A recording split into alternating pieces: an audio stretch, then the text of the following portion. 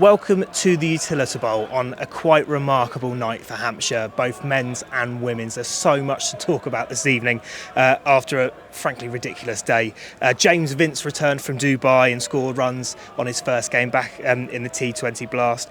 Records tumbled in all shapes and sizes. It was the first T20 Blast game for Hampshire Hawks women. It was a day the likes of this venue has never seen before, and if there was one thing I've never seen before at this venue, it was ball striking the way that I saw from one South African youngster who made his debut for Hampshire today. I've never seen anything like it. It was quite remarkable.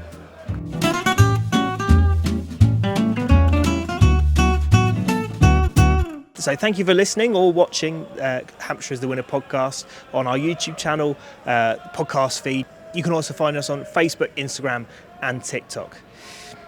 So, record-breaking day for Hampshire. The men won their opening game for the first time since 2017.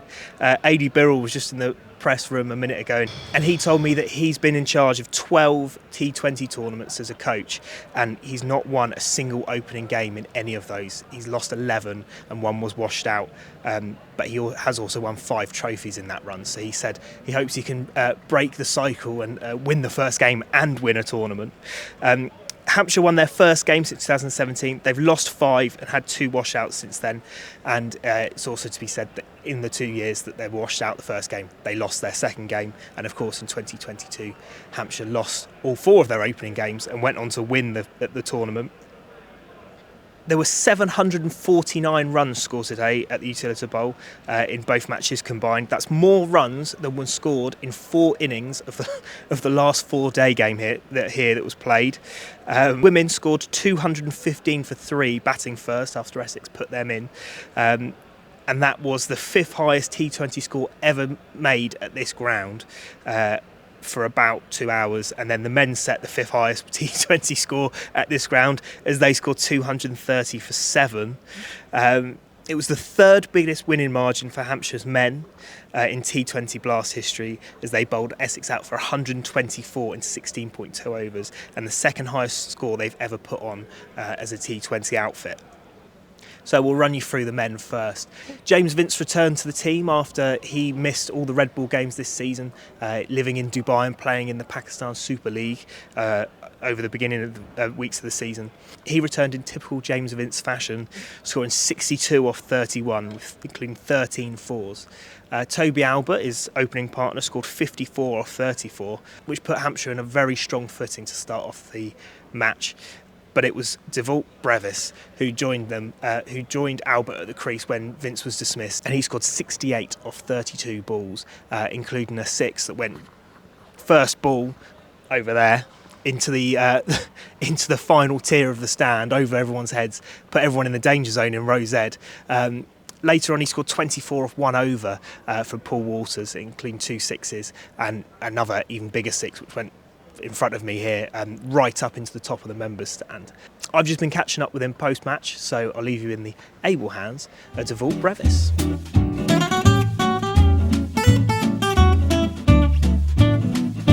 First game for Hampshire, 6 off the first ball, playing in front of a big crowd at the Utility Bowl. How does it feel getting out there, scoring some runs? It was certainly one of the better innings I've seen here. Yeah, it's amazing. I enjoyed every moment of it. I'll still have to reflect a bit on it. I haven't had time, but it was just a great team performance. I loved Dorsey getting into the wickets, 2 other 50s. So it was really a good team effort. There's things we can improve on, but yeah, that's for us to discuss in the next day or whenever. So, I mean, compared to other venues you've played at, you've played in the IPL, you've played all over the world. This one, obviously not as large as some of them, and it's some of the biggest sixes I've ever seen. Were there anyone in the crowd you were picking out, trying to get it over the balcony somewhere maybe? Absolutely. I think for me, I enjoy batting. I really love it, and clearing the ropes is always, since a young boy, I enjoy doing that. So yeah, I hope there's more to come. It would be fun to hit them further. That would always be the plan. But yeah, it was a great start, and I'm extremely grateful for it. And yeah, there's a lot of games to go, so yeah, we just need to keep going. And we've got Surrey coming up soon away at the Oval. Hampshire haven't won their opening game in the T20 Blast since 2017. That was a duck that needed breaking.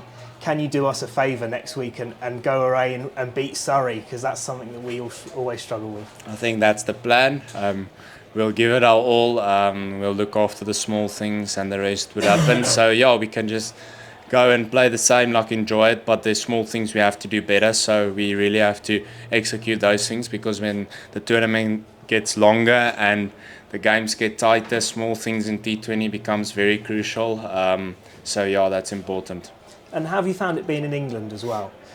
Enjoyed it down on the south coast so far? Yeah, it's been lovely. I haven't had too much time to do anything. I just got here a few days ago, so I'll discover a few things to do. Been chatting to some of the boys, and yeah, I'll figure something out. Yeah, and of course there's a lot of South Africans in England coming up soon with their World Test Championship final. I've heard a lot of South Africans here in the crowd, so speaking a bit Afrikaans to me, so that was good fun. Lovely, thank you, and well played as well. That was Dewald Brevis, the South African T20 maestro, who's been plying his trade in the IPL before coming over to Hampshire.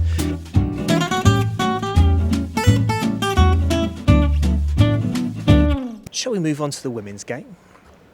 Hampshire Hawks women were playing in their first tournament since the new setup was introduced, playing in a double-header, which they've always used to do as part of the Vipers and the Hampshire setup, but now under the same banner in the same kit. The women's side scored 215 for 3, with Maya Boucher and Ella McCacken putting on 50s each. They set a record. They set another record for the highest ever partnership between two Hampshire or Vipers batters in any position since the start of the Charlotte Edwards Trophy a few years back. It was also the second highest stand for any wicket since the beginning of the Kia Super League for a Hampshire or Vipers side. Boucher was dropped recently from the England squad after a rather disastrous Ashes tour down under. But scoring runs like that will hopefully set her on the path for returning to the England squad ahead of next year's T20 World Cup.